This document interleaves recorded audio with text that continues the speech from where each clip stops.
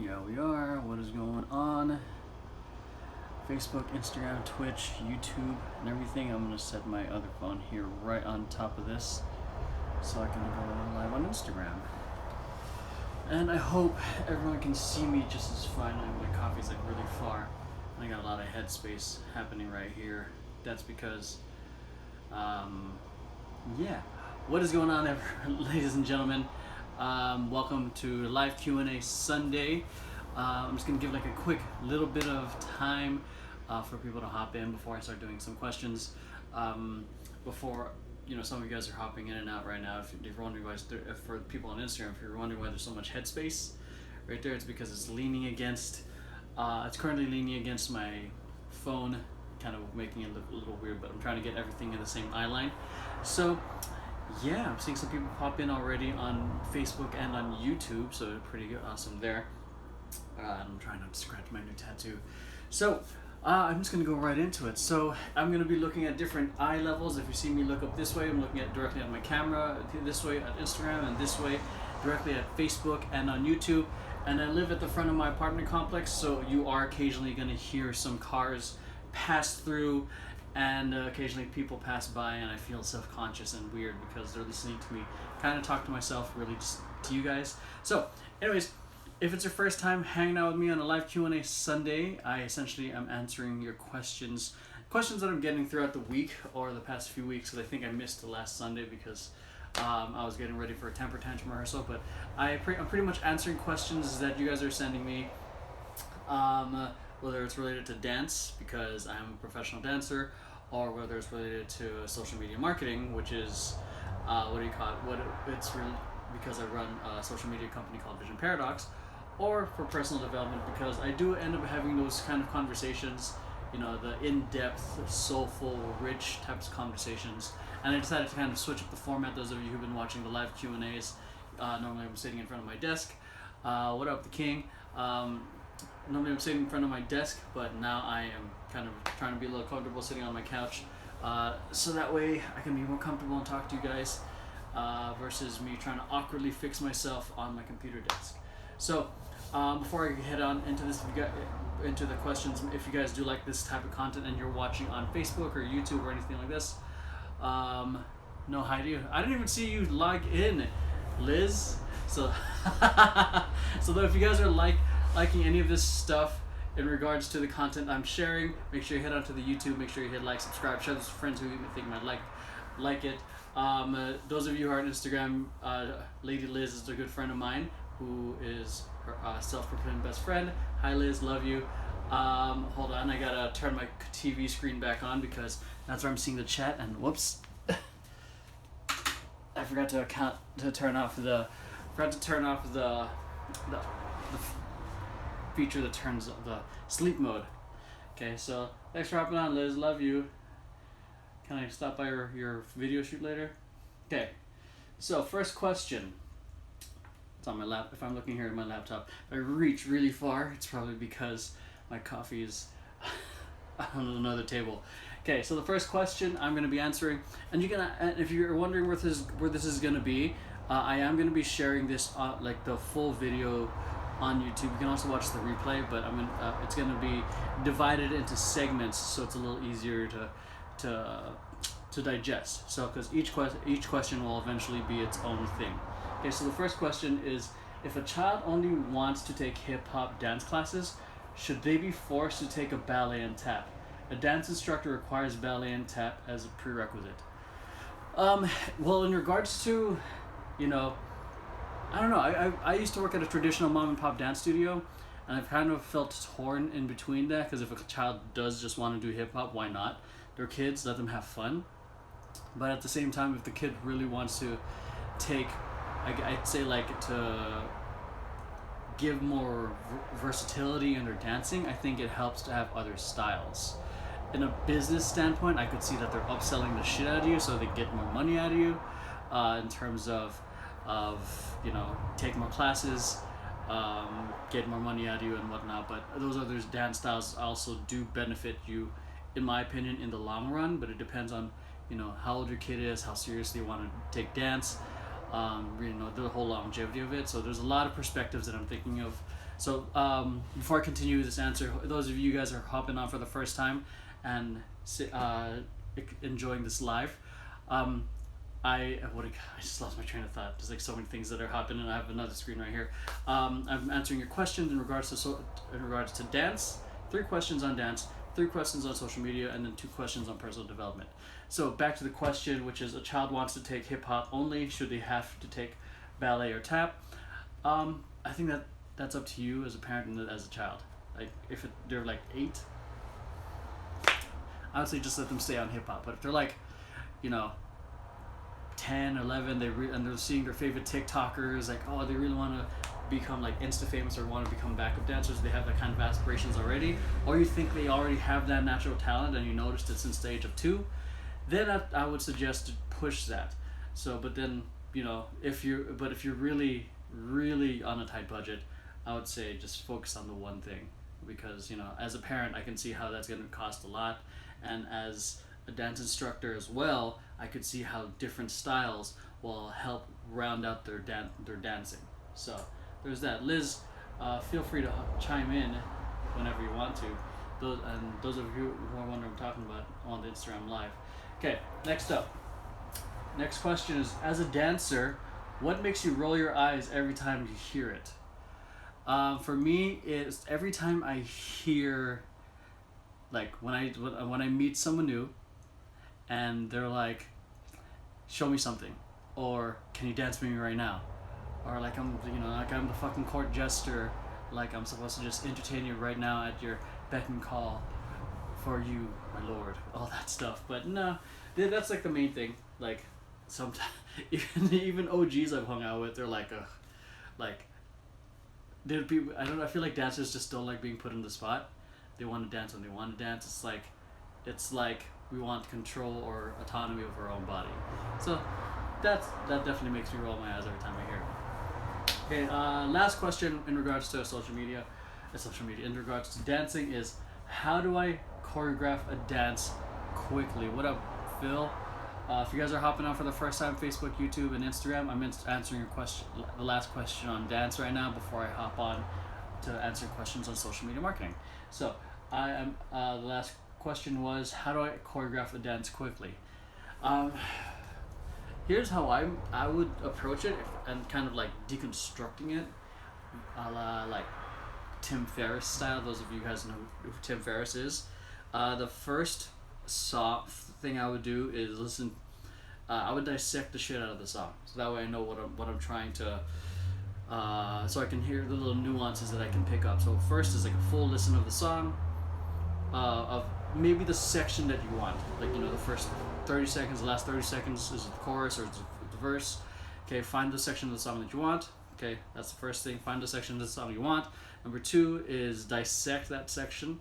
Listen to everything at first, then listen to just the lyrics, listen to the beats or the drums, and then listen to the percussions and everything that you can hardly hear, or that's very like nuanced. That way you can understand the I guess the nuances of that part of the song. And then the next thing I would say you do is, what's the feeling you're getting from that, and then try to kind of capture that. It's so ambiguous to say, but yeah, try to capture that. So just to backtrack, so I can also like think out loud, is like, if to choreograph quickly, find the song you want to choreograph to, pick the section that you want. Next is dissect the song as the method I just explained. Okay, and then the third is pick the emotion. Okay, it has to be congruent, or it has to make sense with the song. You don't just want to throw songs that are just a feeling that's random. Like, unless it's meant to be like that. Like, I don't know, it would be extremely weird in my opinion to do Crumping to John Mayer. Though it would work if you could make it somehow musically, make sense. But yeah, think of the emotion that you want people to feel from it, because at the end of the day, the audience is going to be receiving your work, and it has to somehow convey that. And it feels ambiguous, but it's definitely something that takes practice. And the way I also choreograph to add to that is, I always imagine my choreography on stage, like how would certain moves read according to what people see. A lot of people choreograph according to what they feel or looks cool, or is it killing the beat, is it fast, well, and all the other stuff. And for me, that just made choreography stressful in my opinion, and way more stressful than it should be, because I'm trying too hard in my opinion to hit everything, or trying to do a cool move when my ultimate goal for the choreography is for the audience to enjoy it. I mean, if it's for a workshop, then it's another end goal. It's meant to push the class to level up their game, so to speak. But if it's for an audience, I think about what would be fun for them to enjoy, and a lot of my stuff a lot of it's really kind of simple movements and big, and moments, and then because I dissected the song so much already, I'm able to, when I get into the part where I'm choreographing, I'm able to hit parts faster, so to speak, instead of trying to look for it. And then from there, like if that part feels ambiguous, another way I would go about it is, my favorite concept in terms of freestyling, but it's also great for choreography, is the letters, or the ABC concept, where you're pretty much trying to use letters to kind of create the choreography. So like A, instead of like a typical A format, it would be like A with the elbow, or draw the first line here and here. You first like 3 moves right there. 1, 2, 3. Okay, and that's just like me using my arms. So shapes are a good way. And then definitely if there's lyrics, play with what they're saying. If they're saying, "Baby, I have a broken heart," I'd be like, "Oh yeah," not really, but kind of like to kind of act on it, because I'm kind of a goofball in some of my choreography. But again, I'm trying to capture the essence of the song and the emotion, at the same time entertain the crowd. So yeah, I think that's a pretty loaded question. I'm gonna try to break it down for those people who are hopping in and out. So 1, and this is also for my edit, for when I edit this on YouTube. So 1, pick the song you want, pick the section of the song you want. 2, dissect it. 3, I guess imagine it, what it would look like on stage. Pick the moves you want. I guess 3A or 4, pick, brain fart right now. Pick moments of the song that you want to kind of focus on. So it's that you want to focus on, whether it's a moment of what they say, or or a certain beat. Focus on those big moments first, and then next is use concepts, I think, to kind of do some filler choreography if you're feeling like you're drawing a blank. So hence the ABC concept. Okay, so hope that helped. My TV just started off again. I'm trying to keep it went into sleep mode, but yeah, that's it for the questions for dance. Hope that helped whoever is hopping in. I'm gonna turn my computer back on. So yeah,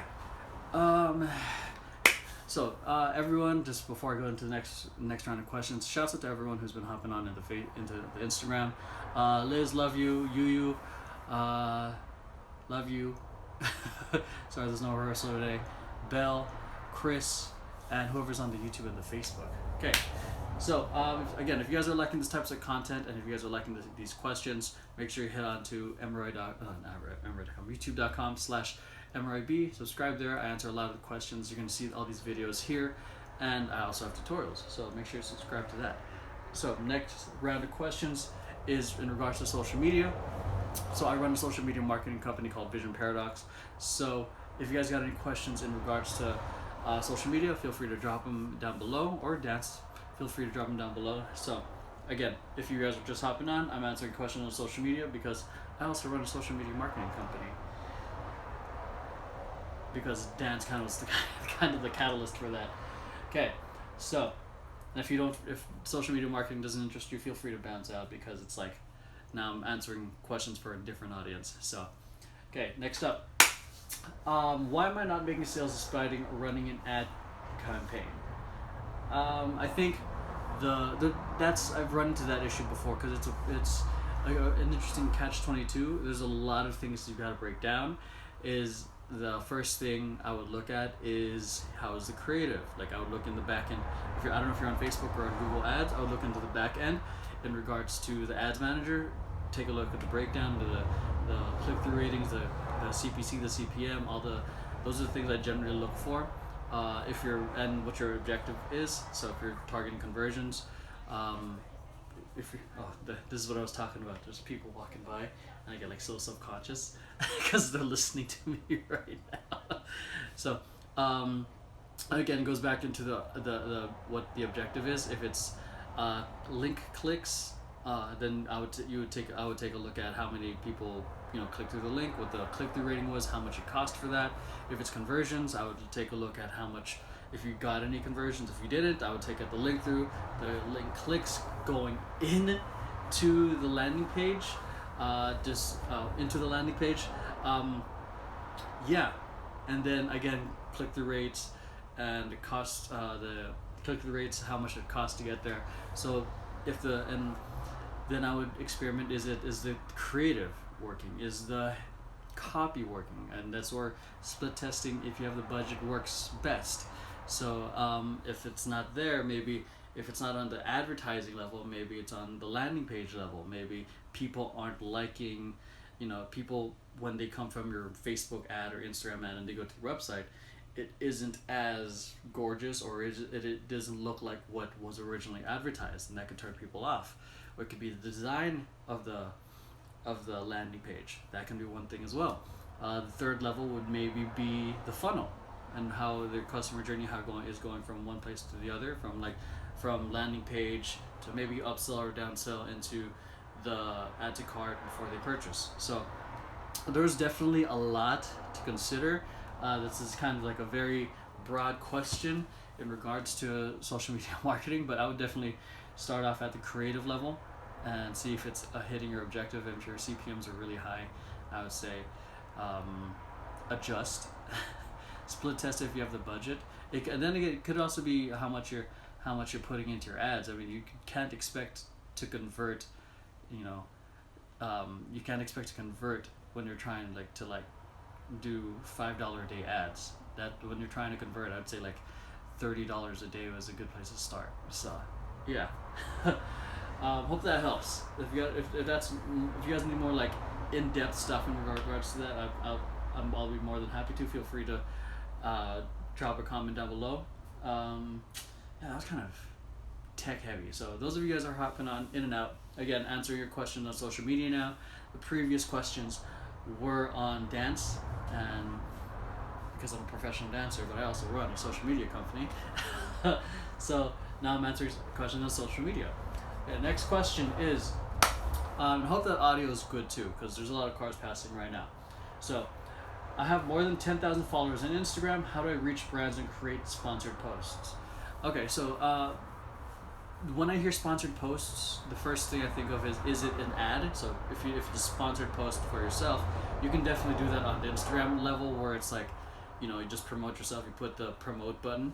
There's that. But in regards to actually getting brand deals, a good place to start. In my opinion, is FameBit, because it's literally brands like putting their saying this is how much they'll pay, this is what they need, and what you've got to do within the next 13 days or 30 days. And all you got to do is pitch. If you have a media kit, that helps, but you just got to pitch your approach and angle, and how working with you is going to benefit them. Because I know it's one thing that you want to get the money, you want to get a brand deal, but you also have to think about the business end. Like, how is working with you going to benefit them? Is it because you are specifically working with Gen Z, or you're specifically working with pet lovers? Whatever it is, it depends. You have to think of your demographics, your engagement, your analytics as well. All that stuff is going to be good in creating a media kit. So yeah. So reach out to, I'd say FameBit is a good place to start. The next level, I think, in terms of trying to get brand deals or to work with brands, is LinkedIn.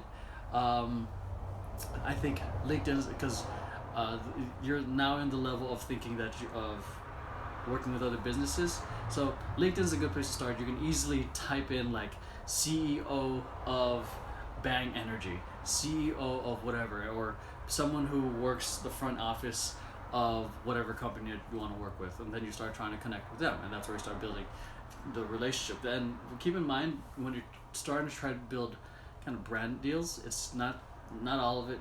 Actually, it's not going to happen overnight. You've got to do a lot of the outreach, get a lot of no's, especially if it's your first time, and deal with the negotiations, and you have to deliver. So LinkedIn is definitely a good way because people are a little bit more business minded there. Instagram as well. I think you can, especially since if you can find like owners of said companies, it'll be easier since when they look at your profile, when they look at your message, they can instantly look at your profile. So those are several ways. So sorry, my foot's itchy. So again, first way, Famebit. Second, LinkedIn. Third is DM a shit ton of people on LinkedIn. On Instagram, or actually both on LinkedIn and I'm not about to say Facebook, LinkedIn and Instagram, because like a lot of people, because it's going to be a lot of no's, a lot of ignores, and you're gonna have like 100 no's before you get the one yes, and yeah, I think that's it. Oh no, to add to that, was there anything else? No, okay, I'm good. So next up, last question in regards to social media. Oh wow, it's got super quiet outside. Last question in regards to social media marketing is online advertising outperforming traditional ads? I think so in regards to the younger market. Maybe not younger market, but majority of it. I mean, it's just based off human behavior. Not a lot of people are watching traditional TV, and when they are watching traditional TV and a commercial pops up, they look at their phones. So that's why I think a lot of online advertising is doing better. And I know a lot of people aren't fans of Facebook ads, Google ads, because they're listening to you. I watched this really interesting video on YouTube recently of like someone who lived their life, because you have the option to turn off Facebook ads and Google ads for them to not listen to you. You have that option. I forgot how it was, but I just know you have that option. And then she went for a whole week without any Facebook ads, any Google ads, and it was nice. She saw a lot of her family and friends and all that stuff, more organic posts from people that mattered to her. But when it came time for her to look for a product, it was hard because she was doing all the work, kind of having to do all the research herself. Now, when she turned the advertising back on, there was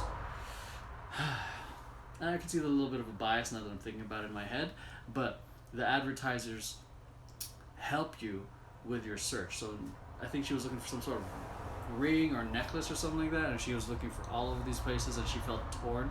I think people with a good remarketing campaign, once she turned those ads back on, would have helped out in terms of her making her purchasing decision. So that's like a quick little rant on why I think online advertising is great, but at the same time, I can see how people find it invasive, especially how Google and all that stuff is listening to our conversations on Facebook.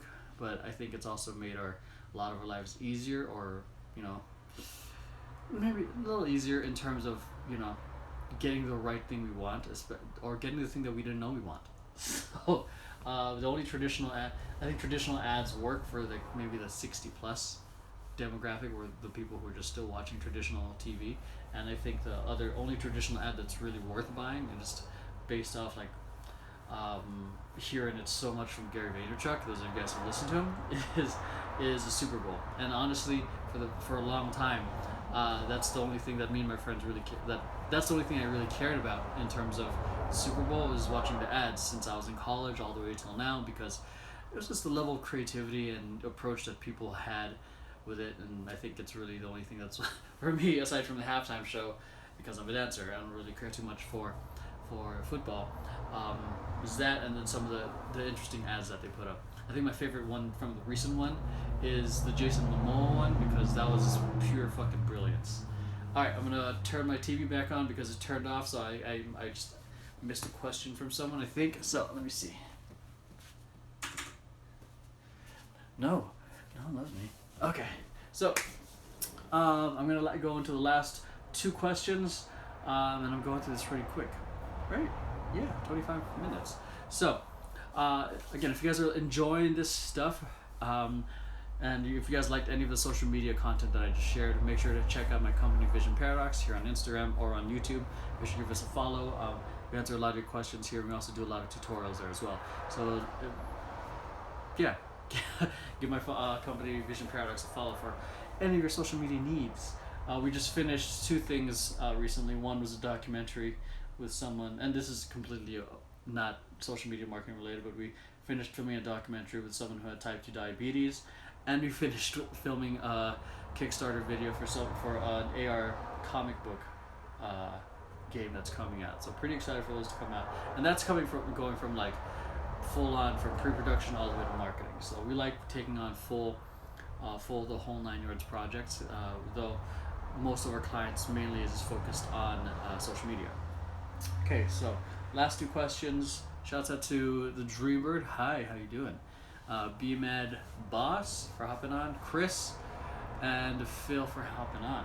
Okay, last two questions are on personal development, because I like personal development and I think it's a super intent. I think people need to take the time to upgrade their minds as much as they upgrade their phones. Just as simple as that. And I want to avoid being preachy, but I like sharing like personal experiences and hopes to, give you some sort of insight where it can seem like, because my experience is my experience. My hope in sharing these answers is it gives you sort of insight within yourself where you can take it on, and then that way you can have a slight inch or even a percentage of improving yourself, because when we improve ourselves, I'm a believer of like a rising tide lifts all boats. So the minute you improve yourself, you start improving others around you. So these are two questions because I didn't organize this properly. So okay, first question on personal development is, what is the hardest truth you had to accept that made you stronger? I when I saw this question, the first thing that that came to mind was, it's okay for things to not look the way you want it. And for a specific example is, growing up, when I thought of having a kid, I thought we would have the traditional family, like mom, dad, kid, but that didn't work out. We separated and we're co-parenting and all that stuff, and it was very hard for me to let go because it reflected much of my childhood. Not much, but like a very strong point in my childhood. But as much as it sucked to let it go, it was also the better option for everyone. So going back into it is really like, what is right is much more important than being right and then getting what you want. And then it reminds me of a recent interview that I did with my friend Desmond. Make sure you check it out. It's balancing your life, passion, and happiness as an entrepreneur. I forgot the title. But you're gonna ask the universe for certain things, but it's not always gonna package it the way you want it, and then it's gonna kind of test you or see if you truly still do want what you want. So that was like one of the truths. You don't always get things the way you want it. You be attached to the goal, but be flexible in what it looks like. So getting a little heavy there for me, at least like here in the chest area. Okay, so the last question in regards to personal development is, how can you ensure you're constantly improving? It's a great question. Two things I would say to that is, one is track your progress.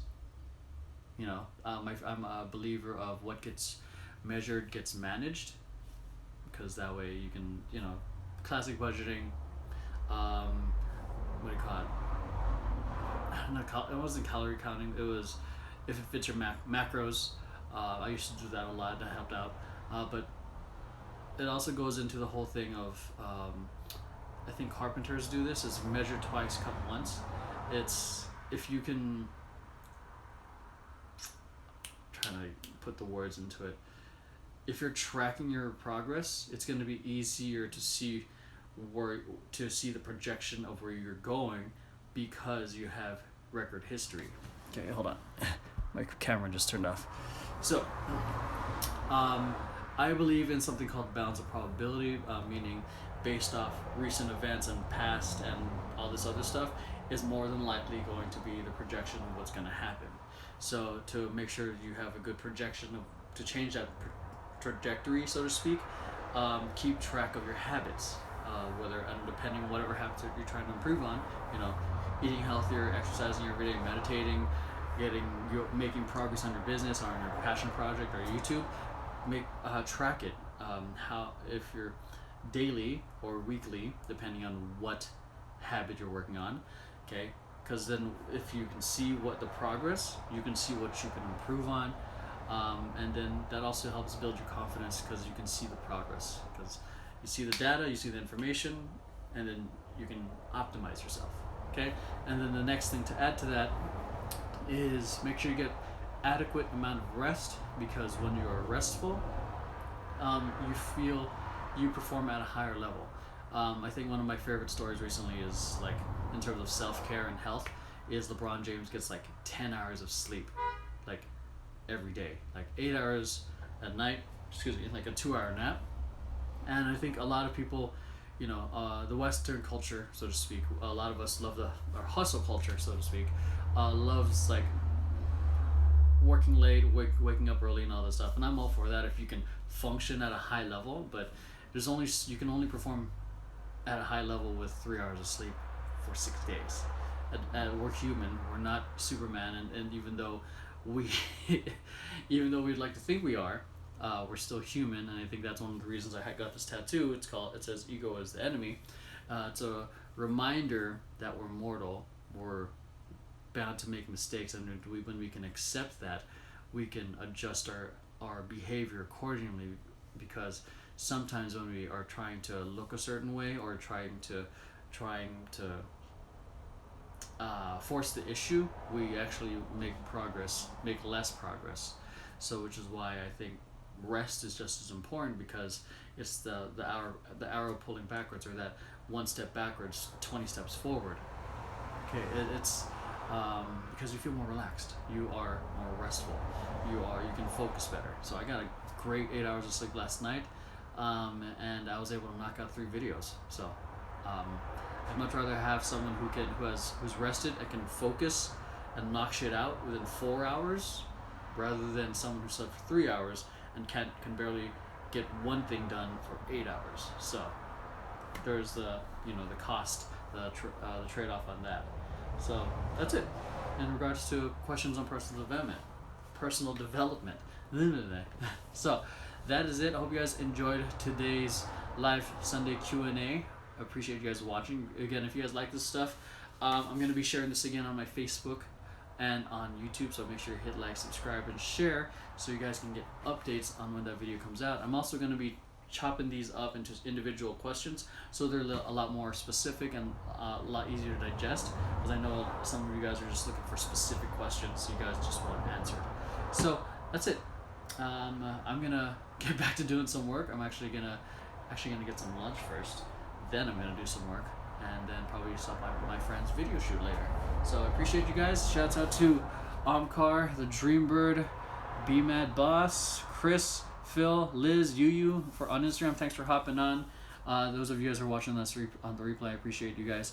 And those of you guys who watched on Facebook and YouTube, Restream doesn't show your name, but I appreciate you guys. And those of you guys are watching this on the cut version, I appreciate you guys, and I will see you guys soon. Peace. Editing.